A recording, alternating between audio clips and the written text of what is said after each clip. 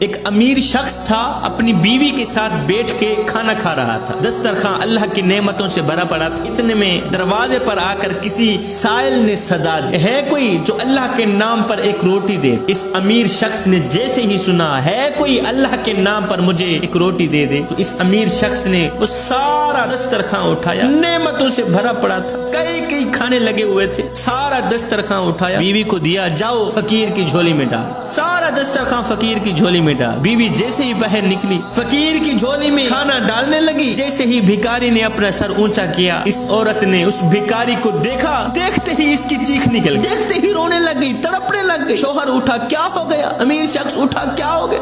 اس نے کہا، نہ پوچھ میرے سرتاج، یہ جو شخص باہر بھکاری بن کر آیا ہے، یہ وقت کا بادشاہ تھا، وقت کا امیر تھا، امیر ترین آدمی تھا، اس کے نوکر تھے، چاکر تھے، ملازم تھے، اور حیران کن بات یہ ہے کہ میں اس کی بیوی تھی، لیکن ہوا یوں، ایک دن اس کے دروازے پر ایک فقیر آیا کچھ مانگنے کے لیے، ایک مصیبت زدہ شخص آیا کچھ مانگنے کے لیے، تو اس نے اسے خوب مارا، مارنے کے بعد اسے دھکے دے کر حویلی سے باہر نکال دیا، اس غریب شخص کو مار پیٹ کر دھکے دے کر گھر سے باہر نکال دیا۔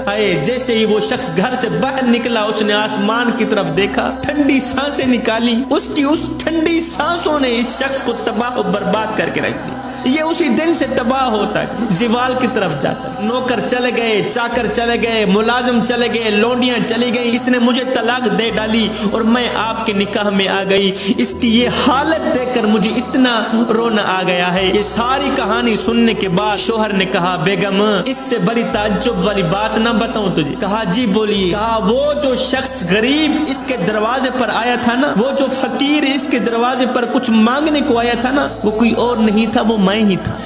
کسی کو دکھ دے کر، کسی کو غم دے کر، کسی کو تکلیف دے کر تجھے کیا لگتا ہے کہ تو ساری زندگی ایسے ہی مسکراتا رہے گا؟ نہ بندے، نہ، بس وقت کے الٹنے کی دیر ہے، تیری باری بھی دور نہیں ہے، اس لیے کہ زندگی کے کسی نہ کسی موڑ پہ اپنا کیا آخر بھگتنا ہی پڑتا ہے۔